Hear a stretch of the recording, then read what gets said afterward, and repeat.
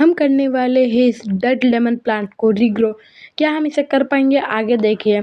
तो ये बहुत दिन से है ना सूखा था एक गमले के अंदर, तो इसके सारे पत्ते हम सूख गए थे और ये इसके आसपास ये फालतू के कुछ पौधे भी होंगे थे जो कि हमें नहीं चाहिए थे। तो सबसे पहले हमने सोचा कि इसे इसके गमले से ही अलग करते हैं, क्योंकि इसकी जड़ भी मिक्स हो चुकी होगी ना। तो फिर सबसे पहले तो हमने इसका ये छोटा सा पौधा उखाड़ने के बाद इसे बहुत ही मुश्किल से अलग करे थे। अलग ही नहीं हो रहा था वैसे तो, पर फिर हमने थोड़ा गमले को ठोका और कैसे भी करके इसे थोड़ा सा बाहर निकाल लिया था। फिर बाहर निकालने के बाद हमने इसे थोड़े बहुत औज़ारों से इसे खोदना शुरू करा हमारी टीम के साथ, और बहुत ध्यान रखा कि इसकी जड़ को कुछ ना हो। फिर हमने जड़ को कुछ ना हो ऐसा सोचते हम इसे खोद ही रहे थे कि अब यहाँ पर 5 रुपये हमें निकल गए।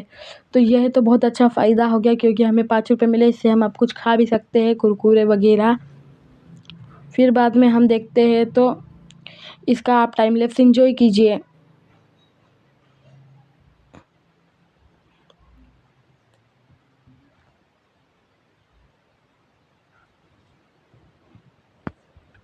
फिर हमने देखा कि इसमें तो 2 लेमन प्लांट्स है, तो दोनों की दोनों ही बहुत अच्छे लग रहे थे। तो फिर हम सोच रहे थे कि इसे कौन सी ज़मीन में उगाएं, तो हम इसकी ज़मीन देखते हैं।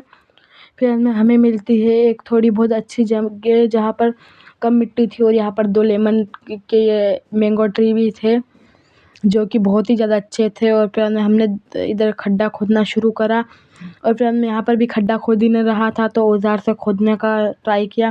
फिर औज़ार भी टूट चुका था हमारा, क्योंकि मिट्टी कुछ ज़्यादा ही टाइट लग रही थी। फिर भी हमने मेहनत करी और खोदने की कोशिश करी। फिर बाद में हमने सोचा कि यहाँ पर खोद लिया है, तो अब लेमन ट्री को हम लगा के देख रहे थे। तो हम पहले तो देखते हैं कि यहाँ पर डिसाइड करते हैं, मतलब कि कैसा लेमन प्लांट को ग्रो करना है।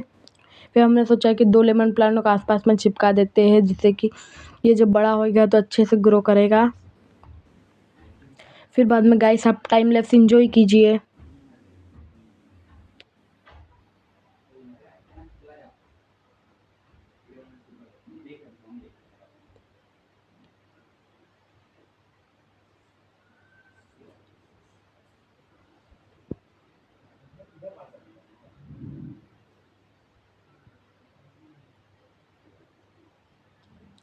फिर हमने फाइनली गाइस इसे ग्रो कर ही लिया और थोड़ी बहुत राख डाल दी, और अभी तो इसके पत्ते बहुत ही ज़्यादा सूखे थे। तो अब 100 दिन